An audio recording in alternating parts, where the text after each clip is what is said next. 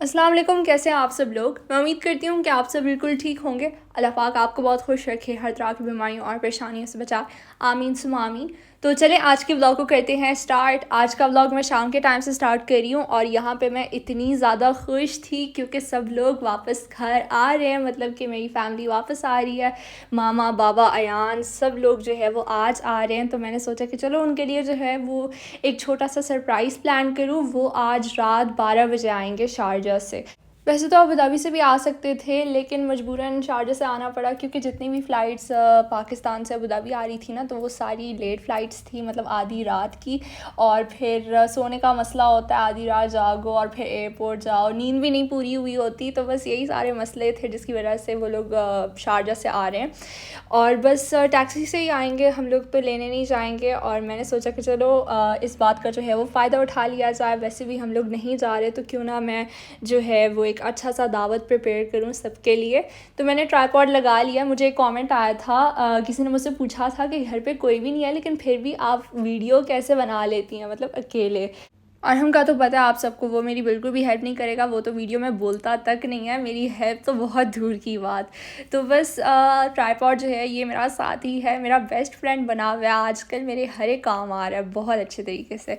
यहाँ पे देखिए मैंने तैयारियाँ वगैरह जो है वो शुरू कर ली हैं। सबसे पहले मैं बनाने जा रही हूँ दही बड़े, और शुक्र है माश के भल्ले जो है वो रखे हुए थे फ्रीज़र में, वरना मुझे अलग से बनाने पड़ते और मेरा काम इतना ज़्यादा बढ़ गया होता ना, क्योंकि मुझे पूरे घर को भी साफ़ करना था, डस्टिंग भी करनी थी, और वैसे ही मेरे इतने ज़्यादा काम जमा हो गए थे।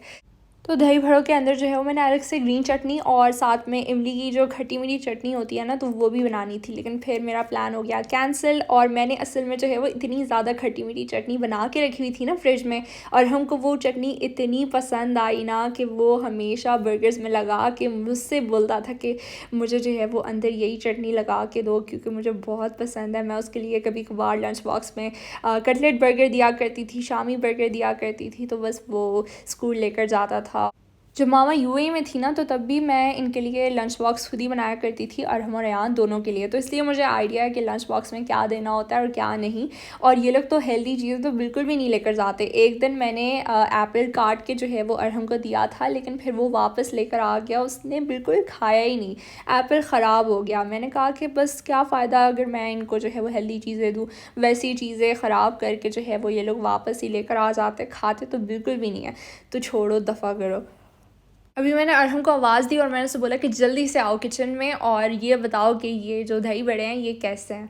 तो उसने बोला कि शक्ल से ही बेकार लग रहे हैं, मैं तो तुम्हें बता रहा हूँ ये बिल्कुल भी मज़े के नहीं होंगे। और मैं इतनी ज़्यादा घबरा गई, मैंने बोला कि पता नहीं इसको अगर अच्छे नहीं लगे तो मामा को कैसे पसंद आएंगे ये। वैसे भी माओ को ना चीज़ें बहुत मुश्किलों से पसंद आती हैं। जब भी हम लोग रेस्टोरेंट जाते हैं ना, तो फिर वो हर एक चीज़ में कोई ना कोई गलती ज़रूर निकालती है। वो बोलती हैं नहीं इसमें सॉल्ट कम है, उसमें ये और उसमें वो है।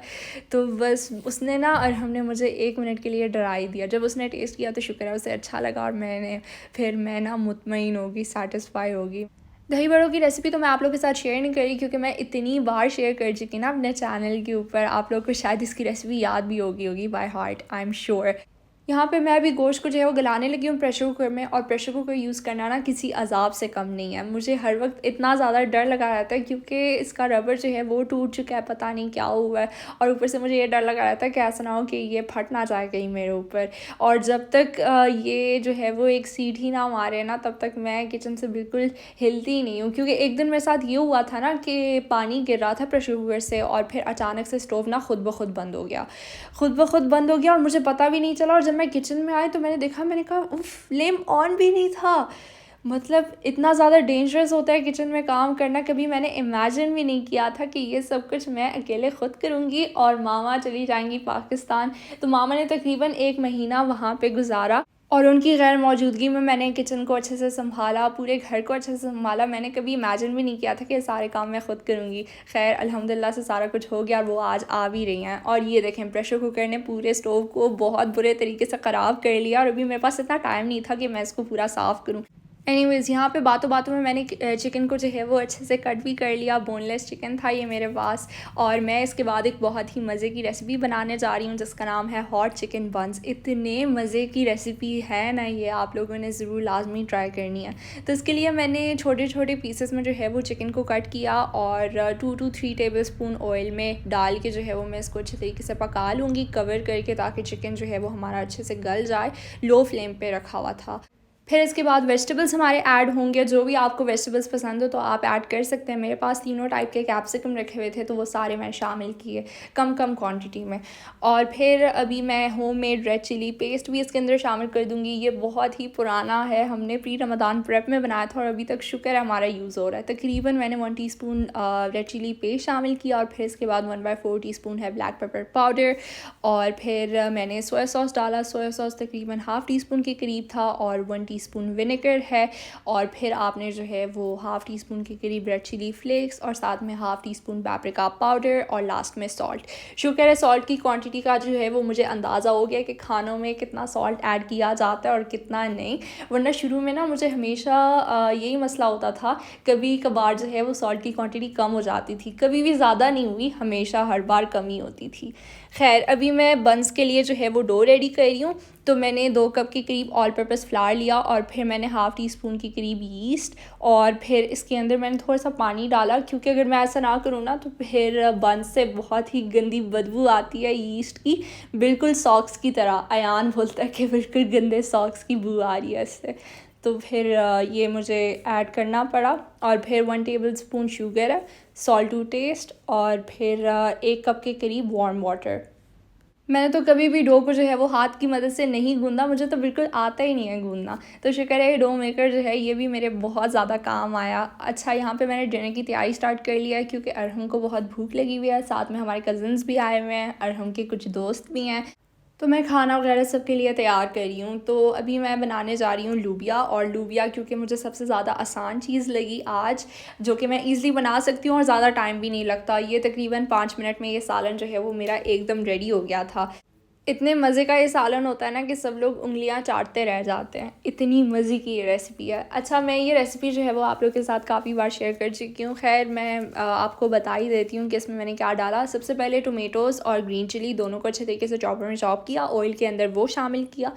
फिर मैंने सालन masala, coriander powder, red chilli flakes और सॉल्ट लास्ट में। तो ये सारा कुछ भी मेरा ऐड हो गया इसके अंदर। और ये देखें डो जो है वो एकदम रेडी है। तो इसको मैं अच्छे से कवर कर लूँगी ताकि राइज़ हो जाए और साइड पे रख दूँगी, क्योंकि गर्मियों वाले दिन है ना तो फिर डो जो है वो बहुत जल्दी राइज़ हो जाता है, बहुत ही कम टाइम में। तो ये शुक्र है कोई प्रॉब्लम है ही नहीं। और किचन में तो वैसे भी गर्मी होती है, मतलब कुकिंग हो रही है, तो होपफुली ये जल्दी राइज़ हो जाएगा। और ये देखें सालन हमारा ऑलमोस्ट तैयार हो चुका है। यहाँ पे मैं अनारदाने को जो है वो हवान दस्ते में कूट रही हूँ। ये होममेड अनारदाना है और इतना खट्टा है ना, इसको ऐड करने से सच में सालन में जो है वो जान आ जाती है, लूबिया के सालन में। तो ये इम्पॉर्टेंट इंग्रेडिएंट है, आप लोग प्लीज़ इसे स्किप मत कीजिएगा जो भी ये रेसिपी ट्राई करेंगे। और फिर लास्ट में मैंने लूबिया भी शामिल किया। अभी मैं हल्की आँच पर जो है वो रख दूँगी तकरीबन 5 मिनट के लिए कवर करके।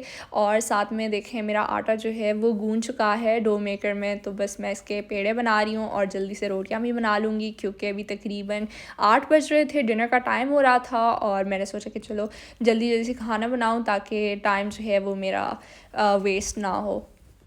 मैंने ना पिछले साल ही रोटियां बनानी सीखी हैं और देखें 1 साल के अंदर अंदर मुझे बनाना आ गया है। एकदम गोल गोल रोटियां जो है वो बनाने लग गई हूँ बहुत ही कम टाइम में, शुक्र है। वरना शुरू में ना मैं बहुत ही टेढ़े वेढ़े अजीब किस्म के बनाया करती थी। मामा ने बोला कि चलो तुम्हारे शुरू के दिन है, तुम जिस भी शेप के बनाओ, बाद में तुम सीख ही जाओगी कि किस तरह से गोल रोटियों को जो है वो बनाया जाता है।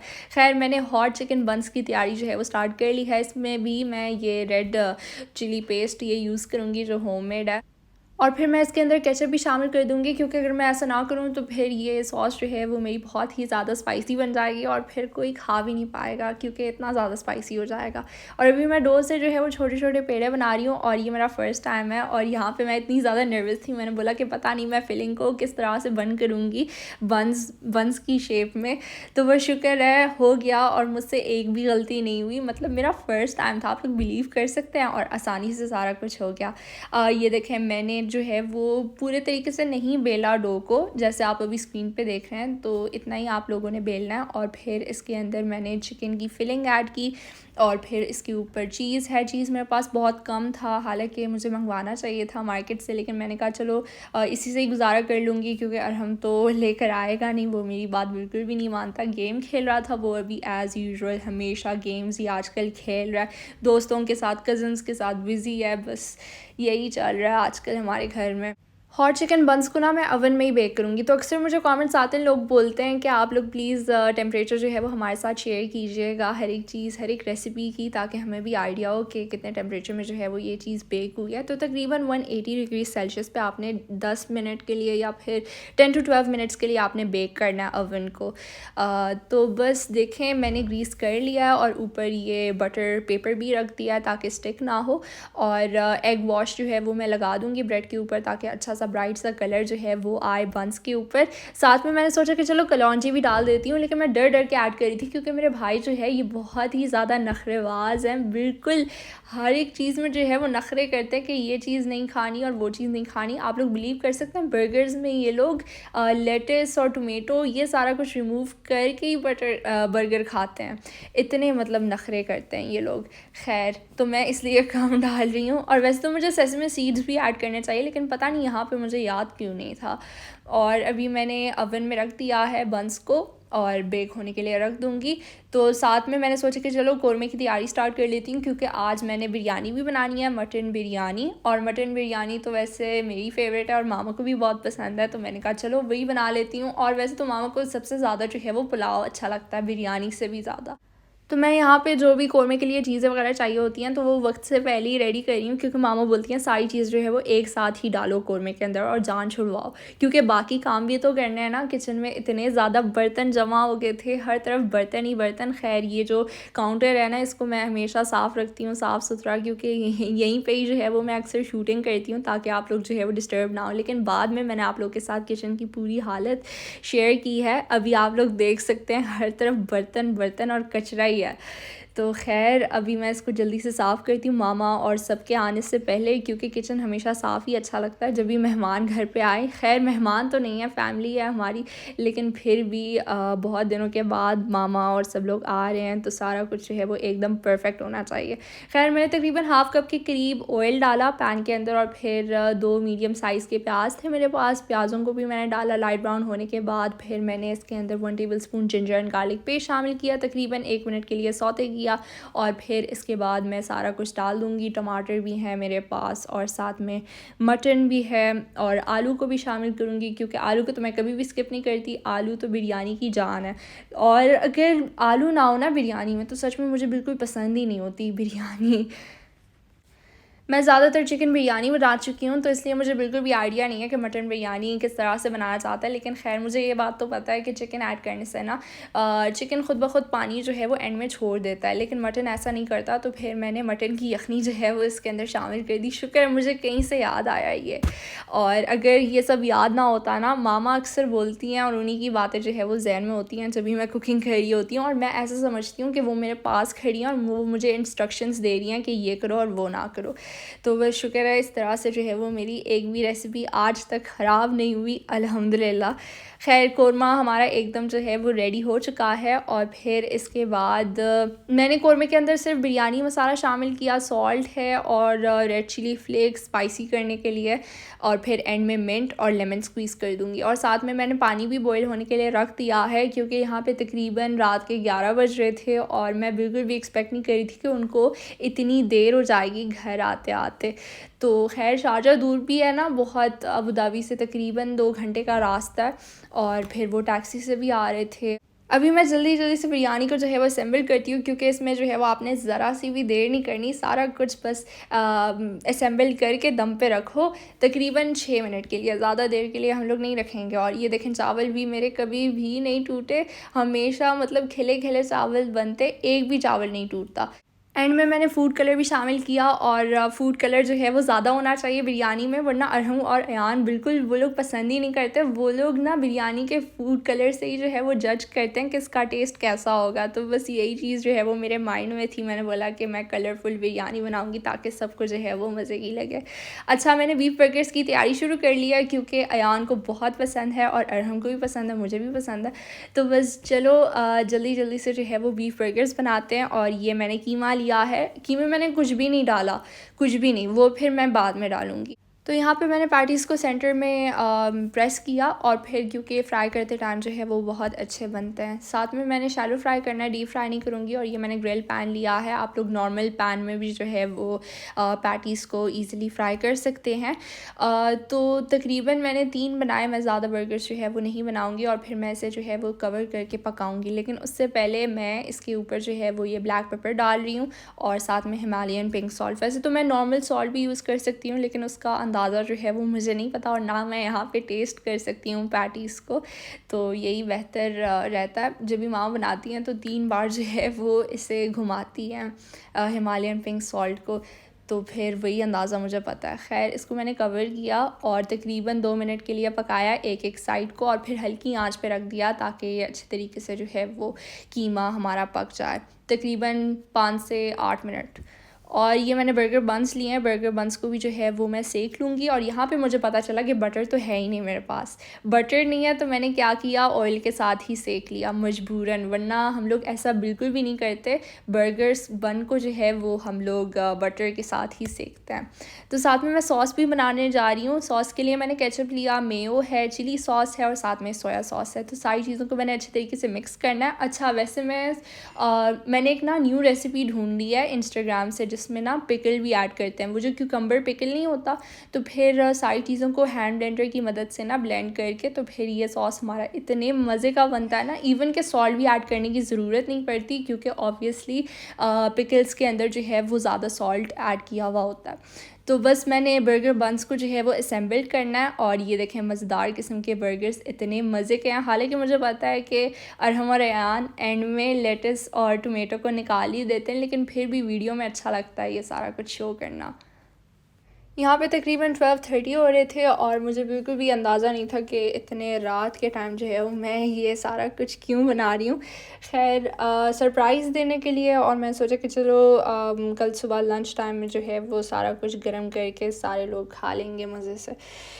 तो बस फिर इसके बाद जो है वो मैंने पूरे घर की अच्छी तरीके से सफाई करनी है, मैंने डस्टिंग करना है, और बेडशीट्स वगैरह को भी चेंज करूँगी मैं, तो मॉपिंग भी करूँगी। मतलब इतने ज़्यादा काम है ना, मेरी अभी तक सज़ा जो है वो माफ़ नहीं हुई। और मैंने कपड़ों को भी प्रेस करना था, लेकिन कपड़े प्रेस करना जो है वो मैं बिल्कुल भूल गई थी। मतलब मैं इतनी ज़्यादा थक गई थी घर के काम कर कर के, ऊपर से मैं तकरीबन पूरे 6 घंटे जो है वो खड़े होके मैंने काम किया था, तो टांगों में अलग से दर्द।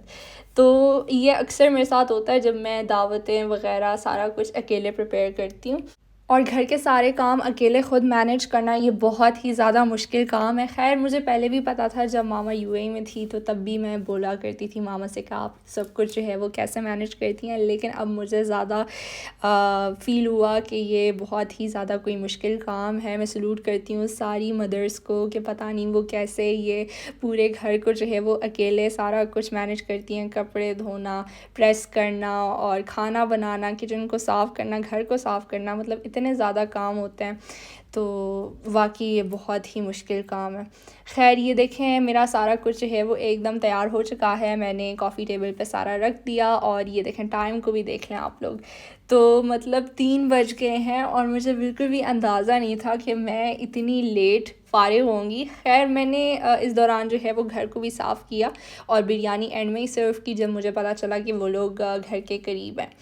तो ये देखें बेडशीट्स जो हैं वो सारे चेंज हो गए हैं, और फ्लोर्स भी एकदम साफ़ हैं। तो बस अभी मामा का वेट करता है।